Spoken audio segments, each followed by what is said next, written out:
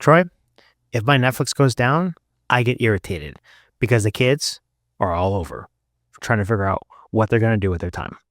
If the bank goes down, I got to figure out how I'm going to spend my money. But if the hospital goes down, people might just die. That's terrifying. So tell me, Troy, why is healthcare so much different than everywhere else? Yeah, Fern, healthcare is less about the profits and all about the pulse. Today, we're going to jump into the triage room and talk a little bit about healthcare IT and healthcare cybersecurity with a special guest. This is episode 38 of the DTF Cyber Podcast. Damian isn't with us today, but Bob's here. This is Troy. And it's your boy, Fern. Let's go.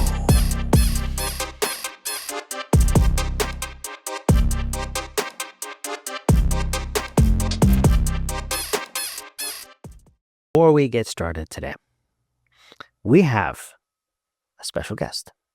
Not just any special guest. He goes by capital B-O-B, short for his full name, but we're just going to call him Bob. Okay? Now, if you don't know Bob, Bob is a CISO in the healthcare world. He's been there for a good portion of his life. Even before his most recent role, he's always been in healthcare.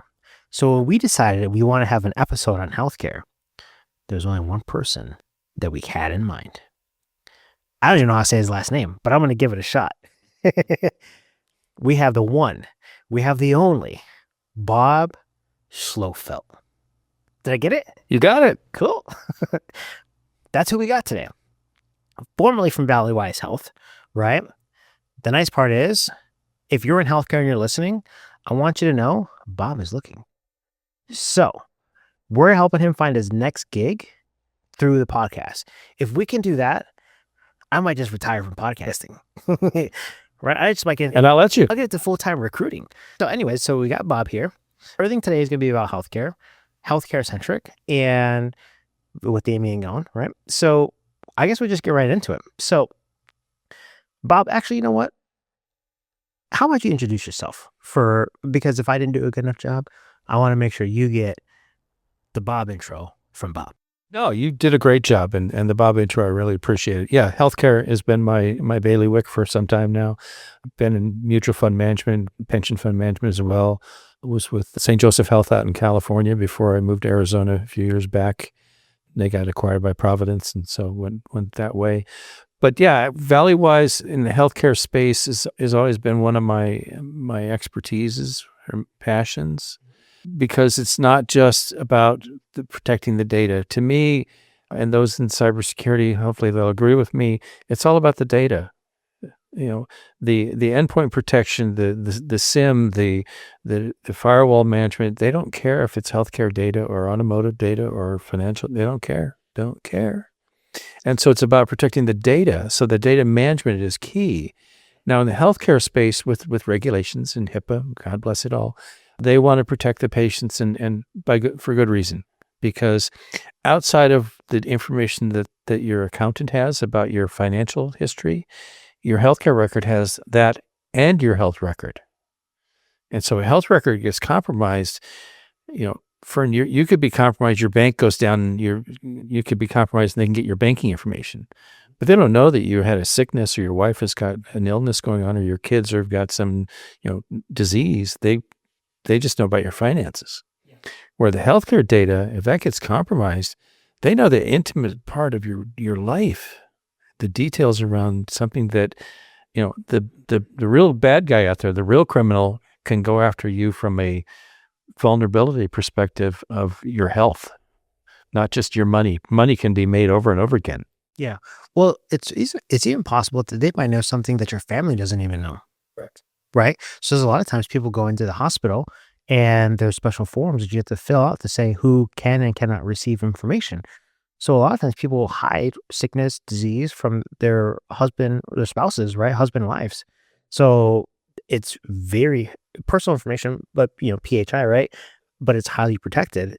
And it's protected so well that in a lot of cases, spouses to whoever is involved may not even be aware. And it's an ethical issue, because I recently saw an episode where physician was treating a patient. Another physician was the patient's sister. And so the two doctors are talking, well, how's she doing? He goes, I can't tell you. She has to tell you. She's my patient. You're not. And even though we're both physicians in the same department, I can't discuss my patient's background with you unless she gives me permission. And that's a big change if you think about your old family doctor who your sister's husbands, wives and stuff. And, everybody talk to each other. I mean, what a dramatic change it is that these two physicians who know the patient can't speak about how she's doing. It's good that we're protecting the private information of people. At the same time, I kind of miss that human element. It's important too, because the physicians talk, and they should, because the whole second opinion, nobody's perfect. But when it comes to the medical record and the patient's safety, they have to follow that ethical boundary, because the patient may be doing something socially that the sister doesn't know about, and for sure, and vice versa. And so, again, it's like a attorney-client privilege, even more so. So that's kind of like the whole segment that I have on my notes, right? Is how healthcare is more so about the shift from information security to patient safety, right? So if something were to happen, by the way, we don't say the B word around here. We call it an incident. So say there's an incident, right? Yeah, I mean, we can say the B word. Yeah, especially on proven breaches, right? And there's obvious breaches that have been publicized in the news. When we talk about general cybersecurity incidents, we talk about cyber incidents, right? We have thousands of incidents a month. Now, some of them don't rise to a breach level, but yeah. So we like to keep it low key and say incident, right? So if something were to happen and you work in, let's say, retail, what happens, right? We're just going to assume someone gets into the POS system, shuts it down, all right? Or they shut down whatever SD-WAN that has to tie back to a data center somewhere, or there's some sort of connectivity issue, right? POS is down, right? It's literally a POS now. The POS becomes the POS, if I may. And you go to cash only. Yeah, right? But how many people carry cash? So at the end of, okay. I do too sometimes. But people can't buy what they need to. If something goes down in a retail space, they just don't make as much money, right? Whereas in healthcare, if a medical device goes down, and so, okay, so let me ask you this, because I've never, outside of being to a hospital, regrettably, probably a few times in my life, hospital's just not a fun place to be. I've never actually worked at a hospital, right? So I don't know, when people say things happen with hospitals, someone's on a ventilator, for example, is it realistic that those devices can be hacked or shut down while a live person is being helped? Absolutely. Okay. So can you tell me a little bit about that? Because I think it's important for people to know that money, like you said, can be remade, but someone's life, you can't There's no do-over. Yeah, you can't. You jump in there. I just want to say the one question that I was going to pose to Fern is that you probably don't know just how many connected devices there are within a hospital system. Infusion pumps, MRI machines, all of the things during the surgery, the sharing of the information, the e-health record. Mm-hmm. These systems are all interconnected, and those medical devices that are life-saving equipment are connected so the doctors can share that information quickly. Yes. At the same time can be compromised, because in the medical world, medical device instruments have been very slow to adopt cybersecurity because it takes so long to get past the FDA to get another approval that device can be put into a human. And so what we find is 10-year-old software in a pacemaker, as an example, that needs to be updated. Yes. And to segue on that, and we did the metrics at the last hospital and the previous one I was with in California. Most of the endpoint devices, like the one Fern's got on his lap, you can put software on it, and we'll leave the names out of it, that can protect the endpoint. But medical devices don't have a Microsoft operating system that you can drop the endpoint on. No. And so the metric that we use, or the measurement we used, and it was almost to perfectly measured at my last place, was there's between 7 to 10 IoT type devices per bed in the hospital. If you have a bed of a hospital like Valleywise of 800 beds, do the math. That's a lot of devices we can't monitor. like we would with an endpoint device protection. Okay, so basically 6,000 devices Correct. without an OS, so they can't have an agent. We can see them on our network, but then finding the right tools that'll see anomalous traffic to prevent any kind of incident from happening, and then backtracking. If we had an incident, where did it come from? What's the device? There's a lot of too many what ifs. And you're right about the patient safety, because a couple of years ago we know that a major endpoint company kind of had an issue, and we were partially down. But the bigger issue is doctors don't know how to do paper charting. Oh, so they're all like digital now. So when their iPads are broken. Yep. They don't know how to write prescription. They don't know how to write. It's all digital. So it's been operationalized to the point where it's easy now. Correct. But also it's like the minute you don't have internet, like you can't Google stuff. And we'll eventually get to the conversation around AI, but as they were teaching hospital, chief medical officer came back to the students and said, no, you cannot use AI for your work, your coursework. You need to learn this like we did. You need to read it and learn it. Yeah. If you remember back in the day when I was sitting in your math class and you need to show your work. No calculators here. You need to show your work. And so spinning back to the whole protection of the patient record, and it's the data. It's not just the data that lands in the patient record, but it's the data that's in the flow of the network. If that gets interrupted, like you said, a pacemaker, infusion pump, any kind of monitoring device, and there's tons of monitoring devices. And the WOWs, the workstation on wheels that the nurses push around and beat the doctors up if they touch them. Is it like the pressure and the temperature? Good laptop on wheels. Yeah. They call it WOW? It's called a WOW, workstation on wheels. It used to be called a COW, computer on wheels, but the nurses didn't like anything called a COW. Okay.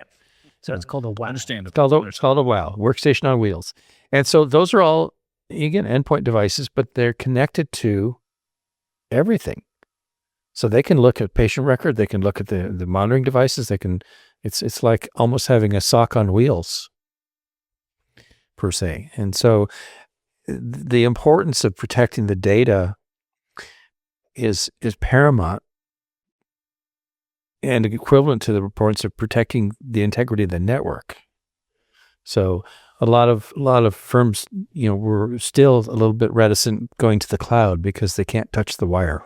Yeah, and hospitals are major targets. As you mentioned, an e-health record, an electronic health record, contains more information about you than just about any other type of record. Your credit file, your banking information, all that. It'll have your credit file as well. Yeah, it doesn't have as much as your EHR. And so what we find here is that hackers are targeting, healthcare systems, and healthcare tends to be a little bit on the laggard side of funding. So you'll see hospital budgets at the very low end for an organization of that size. So they're investing less in cybersecurity, but they're attacked much more. And it's cybersecurity, and I've said this before, and I'm pleased if someone wants to jump in and tell me that I'm off base on this. It's like very expensive insurance you hope you never have to use. Yeah, but everyone has to pay for it. And nobody wants to pay for it, though. Until they have to. Right? Yeah, they have to. Organization I was associated with many, many years ago, they didn't want to spend money on the disaster recovery scenario until a sprinkler broke in one of the elevator closets and flooded the raised floor. Well, now we'll spend the money. So, the horse got out of the barn. Now let's buy a gate. Yeah, exactly. And I think a lot of people like to think of cybersecurity as insurance in some ways. And it could be, if you think about, I don't have any locks on my doors at home and I leave the doors wide open. Anybody can walk in that wants to. I don't lock my car. I leave the keys inside. There are some basic hygiene things that we need to invest in that are not insurance. You need antivirus, you need EDR, firewalls, the basic stuff. You need to have a CISO who's responsible. So I try to turn the conversation around from insurance. But at the end of the day, you do need insurance so that if you have a major breach that's multi-million-dollar of liability, you have that at hand.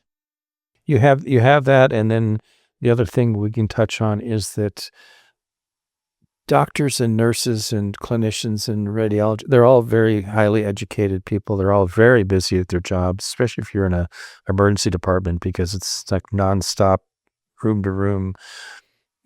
But where do you fit in security awareness? Because you want them to be security advocates just like you are. I think about it every day. A nurse doesn't, a doctor doesn't. And so I spend time with them. And it's like, I'm going to try to help you with some just basics. Yeah. Basics on what to look for, password protection. You're busy, you got a million emails popping through. We're going to do our best to thwart the ones that we know are obviously, click on this to get a free gift card emails. But be a little bit more aware. And where do you get that captive audience where you can like, okay, I want you to just read a few things for me, and they don't have time. No. And so here's the crazy part. Like that's in healthcare, right? Or so comparison.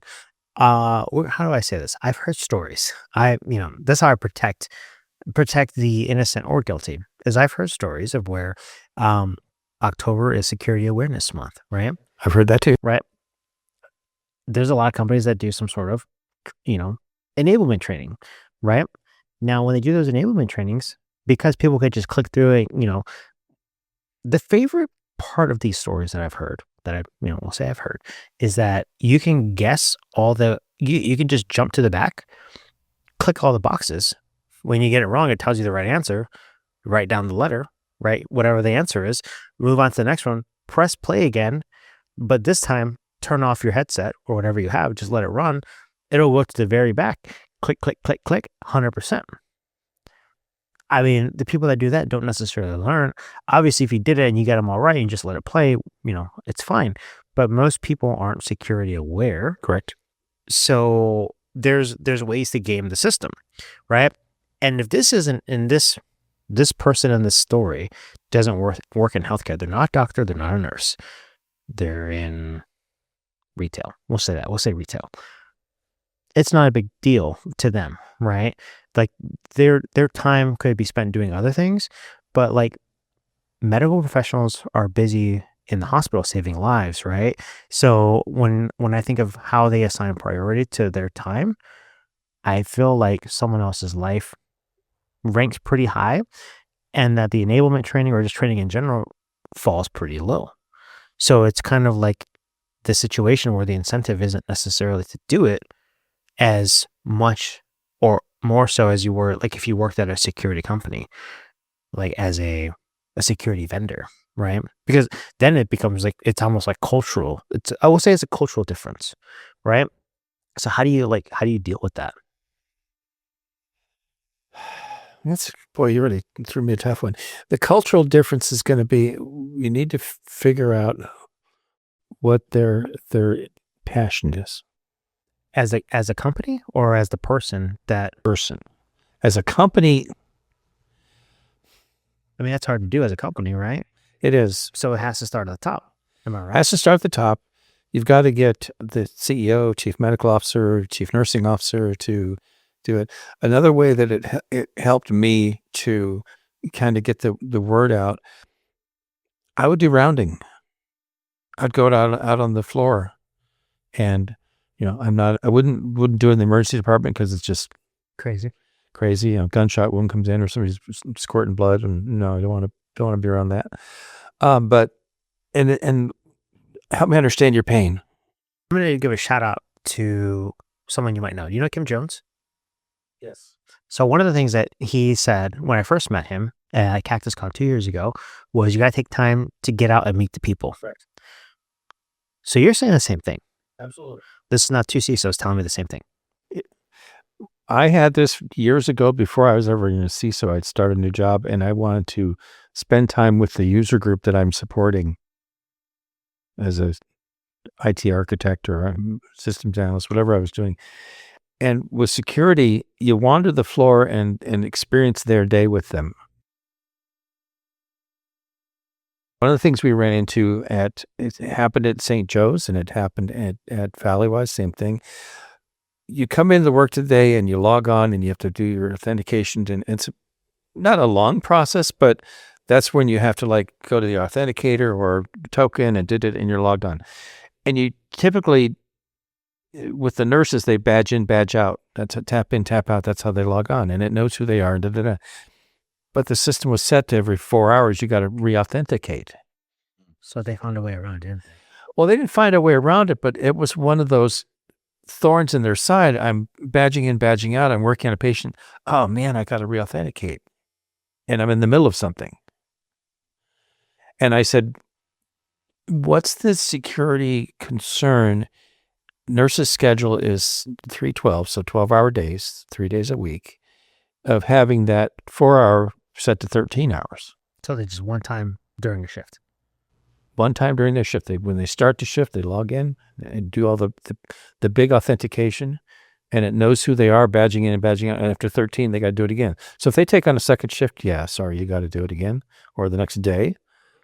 And it was like I popped champagne on the floor, and you're like, I can't believe you figured this out for us. It's been such a pain in the, and I'm like, it was a simple change on our side. And it's like, and you really weigh the risk reward. What's the risk of them not doing a full authentication every 4 hours?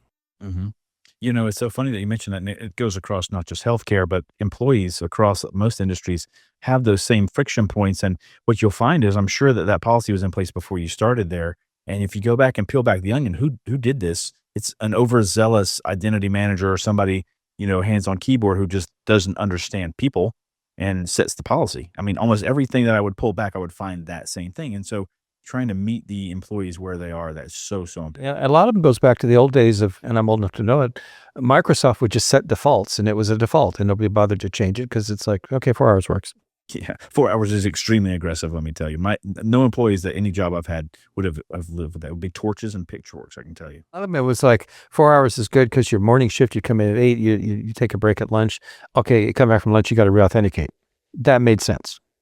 The incremental security you're getting from 4-hour authentication is so small. So small. Yes, it is. And so when we change it to 13, and of course somebody pipes up, well, what happens if I, extend my shift? Well, then you need to take a pause, you need to re-authenticate. And of course, when you log out at the end of the day, so don't just tap out, we want you to log out at the end of the day. And then tomorrow you got to do it again. So, I mean, I was a big proponent. It's like, don't just log out of your computer. And this is more for the administrative side. Turn it off. Power it down. I want you to reboot every day. Clear all the stuff. Get a fresh start. And, let's wipe the counters clean, because some people, it's like, oh, I just lock it and walk away. And it's like, well, that's great because we can push updates in the middle of the night, but we might reboot you for you. One other thing is like the culture we talk about is not just meeting them halfway. It's also being on both sides of that sword, right? Where you try to do the proactive training at least once a year, where you have the employee awareness training, usually during October for the awareness month. But on the other side of that is, if they have a failure, then there's remedial training. They could be phishing. It could be something else in there where it's triggered by their activity. And I think tying that back into patient safety, again, how much could happen. We've seen hospitals across the US and the UK that have been attacked where they had to ship patients via ambulance to other facilities and have lost lives because of it. So, when you really tie the gravity of a cyber attack to what you're trying to train them on, that kind of helps. But again, it all comes back to your culture and how you get along, and meeting them on the floor, on the rounds, is so important, as you mentioned. Yeah, they call that diversion, when somebody has to, sorry, we can't accept you. This hospital, you have to be diverted to another. It's happened here. Valley-wise was diversion from Banner and from Children's Hospital and vice versa. They're the county hospital, so county government is involved. And they're also the POTUS hospital. So if the president or vice president comes to town and there's an incident, they come to us. Oh, okay. That's interesting. I didn't know that. I mean, I kind of looked up to see where they were. And I'm not there anymore, but I'm still proud of the work they did. They had probably the best burn center this side of the Mississippi. So such a good burn center that there was a huge fire in Maui. Oh, that they couldn't handle it, and Air Force transport, they brought them to Valley-wise because we could handle it. So this is the Maui wildfires, when yep, most of the stuff burned down, right? Yeah, so they could handle the patient load and the specific kind of burns that they were dealing with. It's like being a burn unit is, and then behavioral health. Half of Valley-wise facility over there, 300 beds, is behavioral health, and they also handle all the anybody who's incarcerated. Oh, so all the prison systems, both state and federal, they handled that. So, as you guys are talking, Bob and Troy, what it reminded me of is, have you guys ever seen the movie or the show called Undercover Boss? Yes. right? Mhm. And like the one thing that always happens is they get the CEO, put a fake mustache on them, and then pretend like these people that work there aren't smart enough to realize that these people are filming a reality show. Like, I never understood how people that they're working with, couldn't just be like, oh, this is kind of weird to have someone show up with a camera that's like training to flip burgers as an example. Like, oh yeah, it's a new show, like starting out my career and whatever. Like, oh, you need all this for that, right? That's suspicious. If it was all hidden camera, I can understand, but it's right in your face and lighting and everything. So yeah. So we'll say super suspicious. But the one thing that I like about the show is the CEO typically, or whoever it is, they go down to the ground level and they get to see the people that are actually doing the work. And what they end up finding is that there's always, in some form or another, what I believe the term is operational friction, right? In some way or another, there is operational friction that you don't see from 10,000 feet. But the minute you're at the ground level doing this work, you become well aware of it. And then what ends up happening is they change it, right?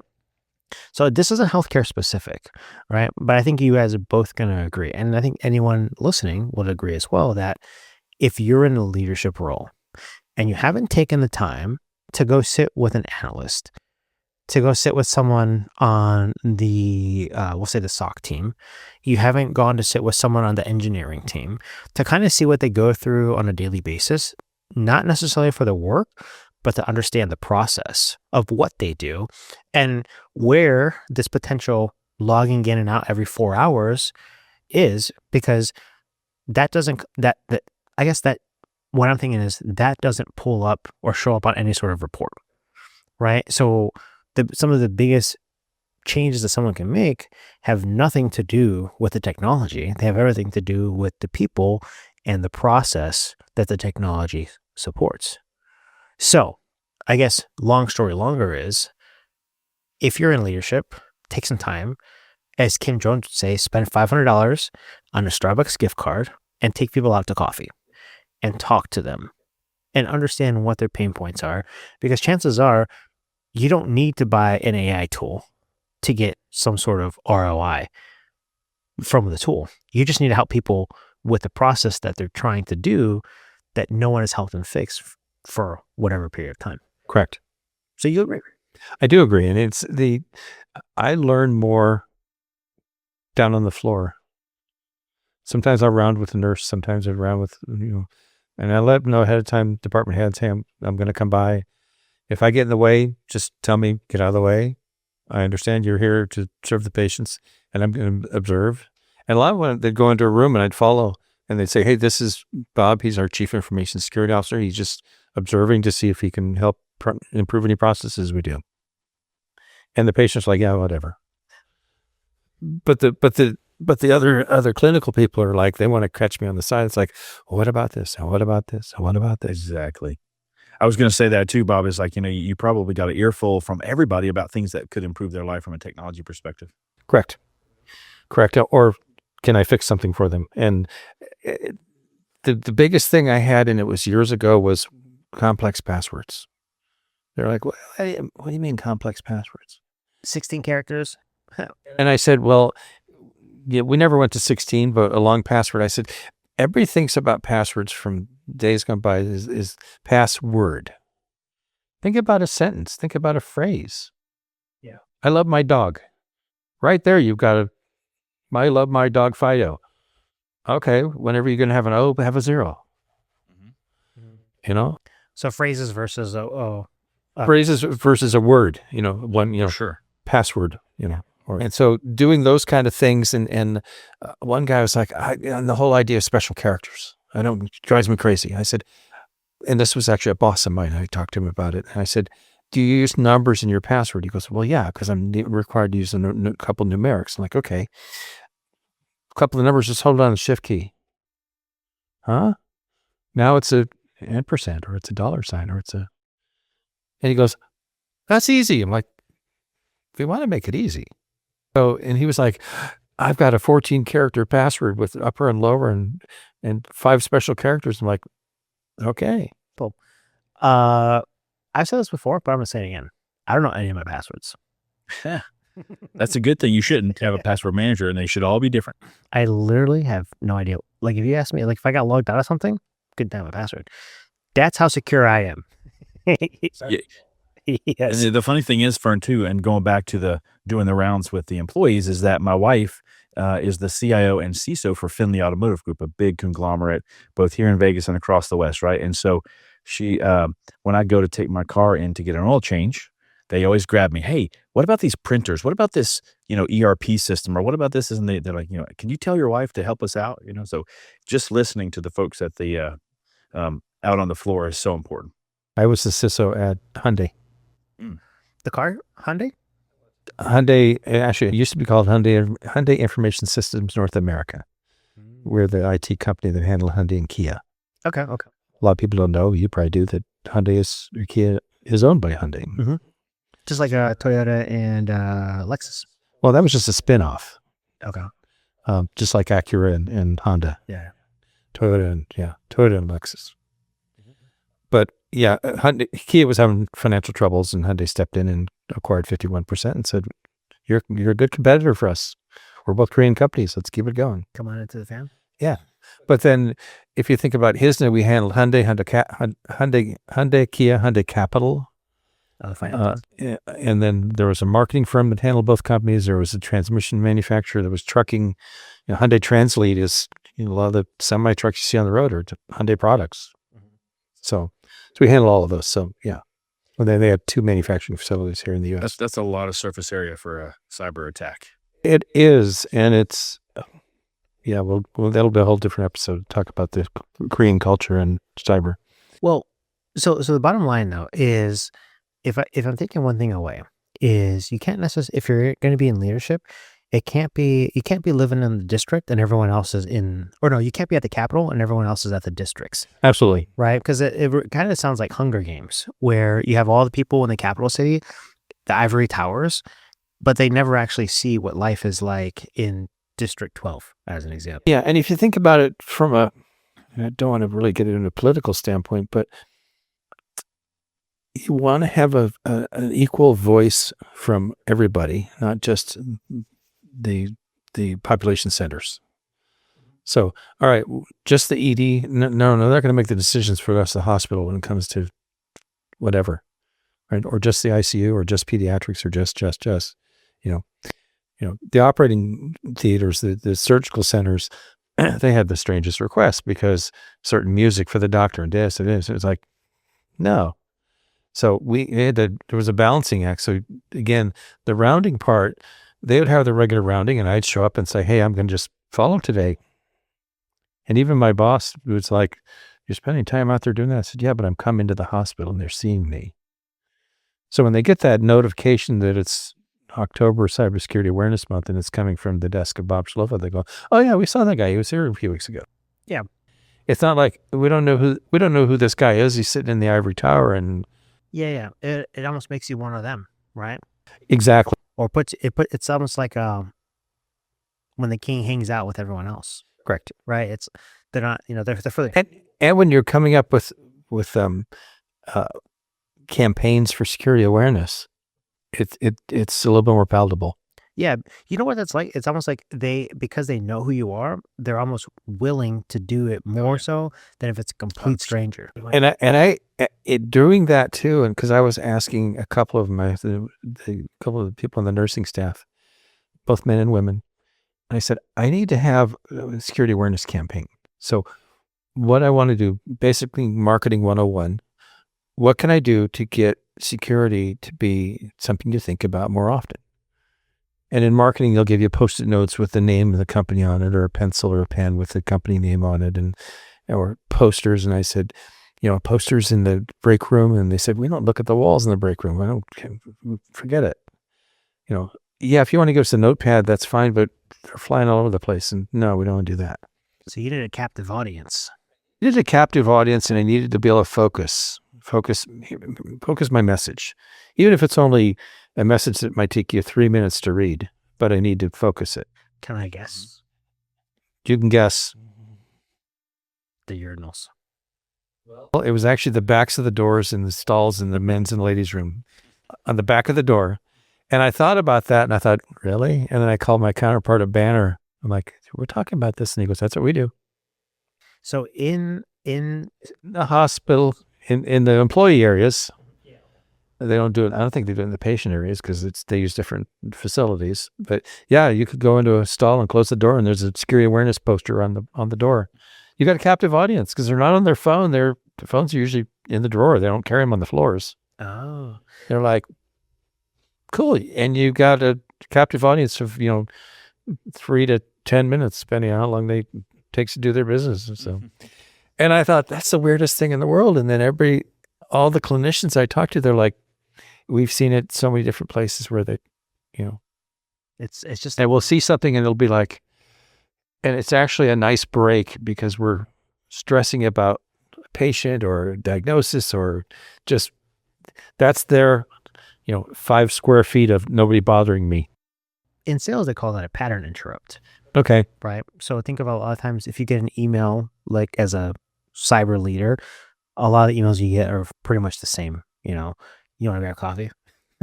Hey, I'm going to be in town. You want to grab coffee or whatever? Or I'm sending this to get it to the top of your inbox again. Yeah, it just circling back, touching base, all those things. And like no one ever reads that. Like I sent Troy a message today because I was like, hey, I'm gonna start sending some messages out as part of the gig.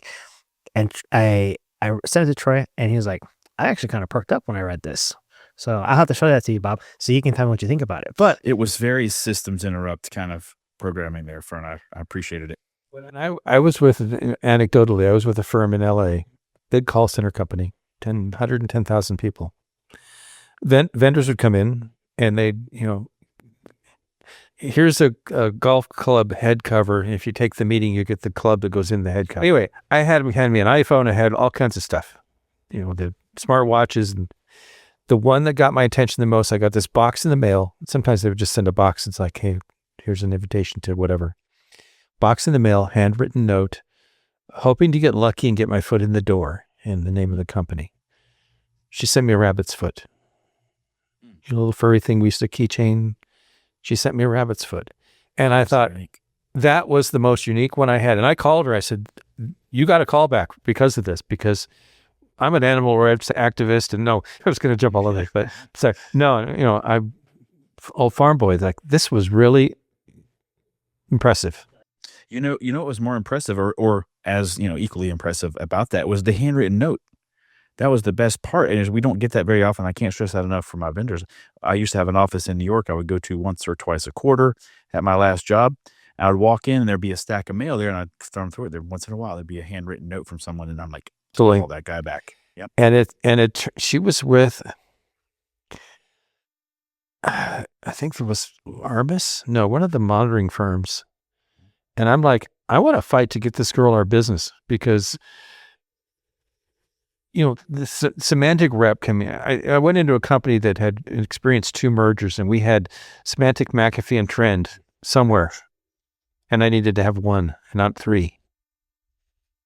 And so the reps are calling, and of course, when you first time you say, "Yeah, I've got 110,000 seats," they drool and like, "Oh, that's a big." I'm drooling right now. Yeah, and it was like, I've got 30,000 core employees, and the rest are call center people that just like, can you hear me now? That's all they do. So sorry, I'm not worried about those endpoints. We were. But so she was like, the deal made her year. Good. That's great. The lady that gave you the rabbit's foot. I was fighting to get her business because I wanted, because she earned it by doing it. I've been asked by a couple of companies. There's a firm in California, Patriot Consulting. Joe Stocker is the principal. I sit on his board. And he goes, I want you on the board just because I like to talk to people that aren't doing what I'm doing every day. So I got something to talk about. And he had me meet with his president, teach my guys how to sell to a CISO. Really? We get that question a lot, I think, on this podcast even. And I think How hand out the note, the personal touch. Yes, things you can't go. How do you rise above the noise in this electronic digital overflow? One guy sent me a bobblehead of me. I'm like, A bobblehead. a bobblehead, yeah. I said, how'd you get the pictures? He goes, I just scraped them off Facebook. I'm like, So Bob, I want to ask you a question real quick as we think about this. As a healthcare CISO, what are the most common types of attacks that you deal with or that your peers deal with in the healthcare industry? Types of attack is going to be if I'm answering the question the way you want it, the employee that clicks on the wrong link, puts their data out there. We had, like everybody else, they've got all the technology to look for the stuff that's coming across the wire and tune it down, and the Mimecast or whatever email tool you're using to tune it down and get it down. But it's still in a really busy environment, and that's why we're teeing off of security awareness and training. In a real busy environment, people just, when we do phishing exercises, we'd catch so many people. And it's like, I used to get scolded by the new CIO. Oh, we're catching too many. I can't present that to the board. It's like, oh, executives getting busted, huh? It's amazing how that changes your report to the board. And the CFO, she's like, no, I want you to test my people and me. Yeah. We've talked about that before a while, about how people in leadership shouldn't be exempt. I was going to say immune, but that's obviously the wrong word. They shouldn't be exempt from any sort of training, because the simple fact is, I think a lot of times these people don't realize that the people at the top are some of the most highly sought after people. Yes. Right. So that's going to be an issue. My CEO, my CFO, the CAO, not as much. Chief Medical Officer, yes. One, they do a lot of speaking. They go to events, they speak at conferences and such. And so they're targets. And especially a hospital CEO. And do I need to worry about this care CEO that got assassinated walking the street? Oh, yeah. Do I need to worry about this? I said, well, yes and no. You always have to worry about it, but we're a county hospital, so we accept anybody who walks through the door. The theory behind him getting assassinated is that, United Healthcare, and they're denying claims, and so they're denying people, and we're the hospital system, so we accept anybody that walks through the door. His name was Steve. I said, plus Steve, I said, you think about it, there's 5 levels of card key access to get to your office. And so, yeah, we can have the physical security guys, hey, I'm leaving today, and they walk you to your car, but it's not quite the same. Yeah, I worry about it, but I wouldn't worry about it. Of course, then there was some talk show comedian, Colbert, one of them made a comment about, no, we should go after the hospital CEOs. They're the ones that really caused the problem. I'm like, what the hell? Geez, thanks for that. Yeah, and I got a hold of, there's a guy named John Riggy. John's a cyber guy that runs the American Hospital Association. I got a hold of John. He goes, trust me, us and the FBI got a hold of them right away. And it's like, don't do that, because you say things on your comedy show and people take it to heart. There's a lot of companies out there now that are doing checkbox compliance, right? I don't want to name names, but there's companies out there that'll get you a SOC 2 Type 2 compliance in 48 hours, right? And then there's some that'll get you in, 3 months, 6 months, right? There's a process, right? Depending on how big your company is. But there are people, literally YouTube is giving me ads saying, if you want to get your SOC 2 Type 2, we can get it to you in 72, right? So, and this actually came from someone that I interviewed a long time ago, a guy named Rich Owen, right? He used to be the former CISO at Cable One. And he had told me, this was early on when I was kind of starting to talk to people in security. I think he was episode number 6 or 7, if anyone wants to go back. And he said, compliance is not security, right? Correct. What he said, you gain compliance by having a good security foundation, right? So he said one is not the other. They're not mutually exclusive, right? And that you have to have, if you have a good security program and good foundation, you can be compliant, but you cannot have good security from a compliant system, right? So my first thought is, when I think of healthcare, I think of the GRC world, right? The HIPAA, high trust, right? There are a lot of things with healthcare specific that are much more, say, stringent than the other sectors, like the private HIPAA's world. got more teeth when it comes to penalties, but maybe the way that I want to see it is, if someone is compliant, it doesn't necessarily mean that they are secure, right? So just because you have these papers doesn't mean anything, right? So what are people doing then to make sure that they're just not a checkbox in healthcare? Because the risk of something happening in healthcare is so much more damaging than it would be in other places that maybe have whatever compliance. I'll try to take my personal bias out of it, but in healthcare, one, there's no such thing as a HIPAA certification. Oh, okay. HIPAA does not offer certification. They just offer framework? They offer a framework. You can look at all of their guidelines and follow their guidelines, but HITRUST will give you a HITRUST certification based on your HIPAA standing. So it's almost like FedRAMP. Correct. Very similar. Okay. When I was at St. Joe's, HITRUST was knocking on the door. Hey, we want to do our HITRUST in our CSO, because we did physical as well. We didn't have the I in there. He said, go pound sand. I'm not spending $20,000 just so you can tell me what I already know. Anyway, so HITRUST is in the business of certifying your HIPAA compliance. Okay. And so are you more secure? Incrementally, probably, because they're going to look at controls that HIPAA won't necessarily look at. HIPAA's looking at patient safety, patient data, where HITRUST, like a SOC report, if you want to get ISO certified, they're going to look at your controls and how you're managing firewalls and endpoints and yada, yada, yada. So, and they're going to look at proof. Show me the proof. Yeah, a lot of these compliance standards are really not just checkboxes, but sometimes you just attest that you do things or you have things, and therefore you're not really secure. You say you are. And, there are so many cracks that things fall through that, being compliant is great, and it means you've done some effort to get there.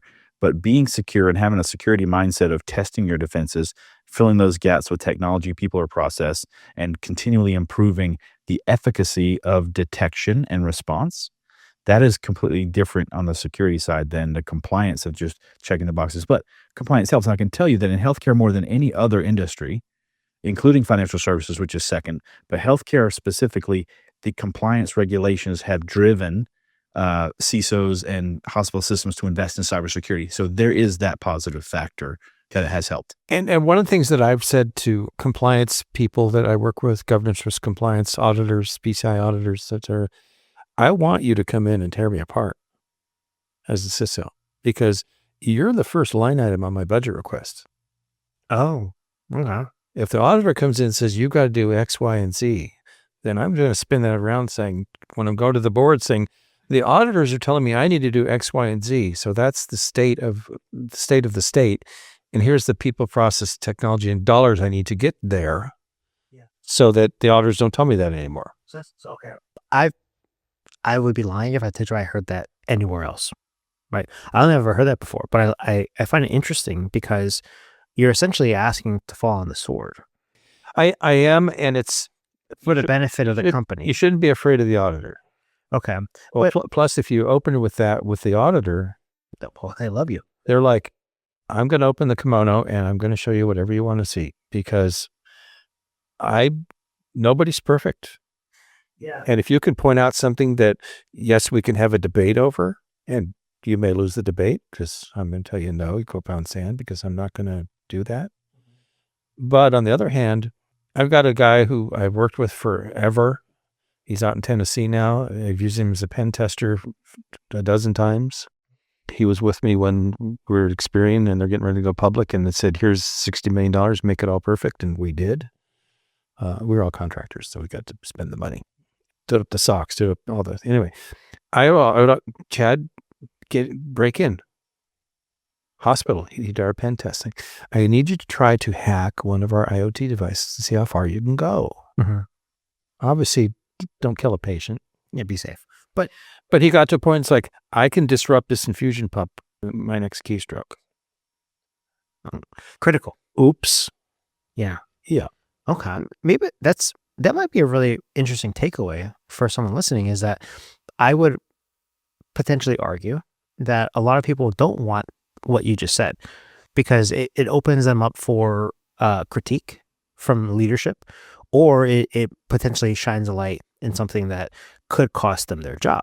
But what you're saying is it's actually better. It's obviously better for the business, whether or not they understand that, but it's also better for everyone involved because it's one of those things that, and I've started it years ago. I've written a couple of papers recently, a couple of my more recent LinkedIn posts. You'll see the flavor sprinkled in there. Security needs to be a business enabler. So we need to do things that enable the business to move forward quicker and not slow it down. So if we're, yes, as a security CISO, as monitoring systems and email systems, we can tighten it down so tight that the business is going to scream we can't do our jobs. Then security is not effective.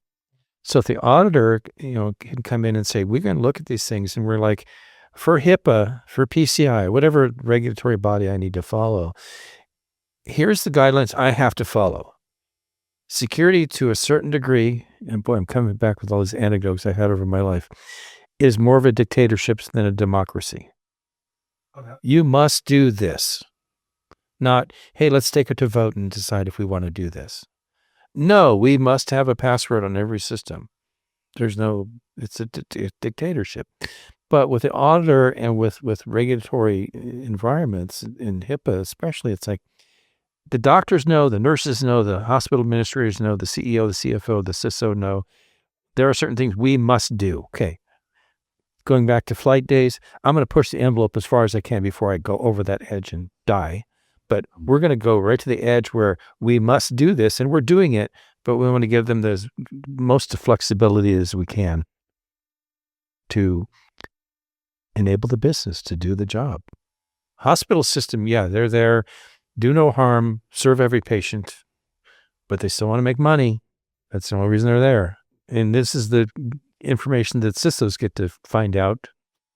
I go to the head of revenue cycle, and great person, she's no longer there. And I'm going to keep names out of here because it's like, hey, if we go down for a day, what's it cost us? We lose income for a day. What's it cost us? And I was surprised and not surprised without skipping a beat. She knew it because she lived it every day. She knew what our daily revenue was. I mean, that's between private billing, insurance billing, Medicare, So you think about, okay, I need to do these different security controls to protect our revenue stream as the CISO. That's my job. So when I go to the board and say, I need to do X, Y, and Z, and it's going to cost me $800,000. That's a lot of money to spend. Yeah, but I'm protecting revenue. Yeah. And I'm spending $800 for the year. Okay. When you explain it like that, I mean, our friends down here that are doing our security operations as a service, I mentioned their name earlier. When they came back with their quote, I'm going, this will be easy sell because we're a hospital. The hospital's open 24/7. The security department's there 9 to 5. We need 24-hour protection. Yeah. So we need a SOC that's running 24/7. And something happened, you notify us. Like what the board asked me about, hey, what about ransom? If we get hit with ransom, what do you do? Pray. I said, let me reel it back. I said, we need to be so resilient that our backups are perfect. Mm-hmm. And too many organizations I've been with, and you guys have probably seen it before. Yep, we've got these backup tools, and they do this incrementally. They do a full backup on weekends and incrementally every day, And the first question I ask, and I'm not the auditor, I'm CISO, when was the last time we tested recovering our backups? Yeah. And they're like how long does it take to fully restore from one, right? And so when I talk about ransomware to the board, or ransom to the board, I said, if we get hit with ransom, one, the team's got to find out where the infection is. Mm-hmm. Just like, where are we going to amputate the body part? Yep. Mm-hmm. Kill it, restore us to the previous day, and go back to work. Yeah. It's all about resilience. And I published this about a month ago. So again, everybody go out and look at my LinkedIn because you'll see it. Check it out. My thing about 100% certainty, I had it with my team. With 100% certainty, I want to know who's on our network, what the perimeter of our network is, what devices there are, what's configured, and what are they doing? I need to know with 100% certainty all those 5 things. Otherwise, I can't do my job. Yeah. Yeah. If we're 90% certain of all the devices that how they're configured, and that 10%, what the bad guy's exploiting. Yeah. I learned that from my friend in California with the consulting company. He's like, you need to have your Microsoft environment 100% because it only takes one misconfig for somebody to get in. Yeah. There was there's an article I sent to you, Troy. Is a company got breached, McKinsey, within the last week, and all. So I'm reading the article, and it actually came from your friends over at this other spot. I forgot who it was, but one of the guys there, posted this, and the phrasing was, I had a domain in a dream, and they pointed their tool, and within whatever period of time they got in, by just like persistence, but it wasn't like brute force. It was just kind of like, oh, they found this little nugget, and then they went over here and they found another little nugget, and eventually they got in. But that was just a small subset, right? And I believe it was prompt injection specifically is what happened. But that could have been easily part of the 10%, Sure. right? So I don't know. I think everyone in security has a really tough job, right? And I think, and maybe with where I'm at in my career, again, relating to some of the things I published recently, the 100% certainty is one. And I think it was maybe even the same article or same posting I did. People forget the basics. You go to a security organization, and we'll name any of them, and how many security tools do you have? 10, 12, 20, 50. And how many of them are overlapping each other? 80% of them. Yeah. And then I'm a baseball fan, so I go back to throw the ball, hit the ball, catch the ball. Let's learn to do that with 100% certainty before we start looking at fancy whiz bang, whatever. But it's those things, the basics that people forget. And when I went into other organizations, just like I would go out on the floor, I sit down with the team. It's like, okay, we need to list every tool we've got. Mm-hmm. And which one of you is the primary and which one's the secondary? Because don't tell me all 5 of you are the primary, because that's a lot. And I only have 5 engineers, so no analysts. I had 1 analyst when I left. He's out in Vegas, actually. Let's look at all these tools. And it's like, are we really using this? And doesn't this one do that too? Mm-hmm. Get rid of it. Take it off my budget. The more stuff I can get off my budget, the more stuff I can buy that we really need to do. Yeah.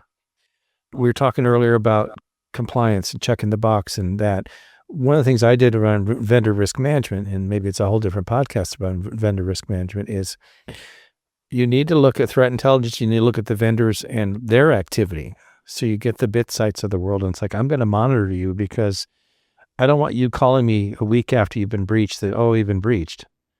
I'm going to call you and say, hey, I just saw that you've been breached. Gets their attention when they know you're watching that closely. Every year we're gonna revisit this whole thing, and you're gonna do my questionnaire. Yeah, no, third-party risk is another thing we talk about a lot. I think, so we definitely talk about third-party risk. We talk about, well, I guess more so today is like kind of like executives is really helping get down into the trenches with the rest of their teams. I think healthcare is definitely a different animal, if you will, compared to a lot of these other like verticals that people can work in. So, the nice part is every week you try to bring in someone new if we can, or it's, obviously myself, Damian, and Troy to talk about these things. One thing I like to do is always ask, whoever's here, any last words, right? So I know Troy's got to get to going soon. So I will just say, Troy, before we wrap up, is there anything that we missed that you want to just put out there?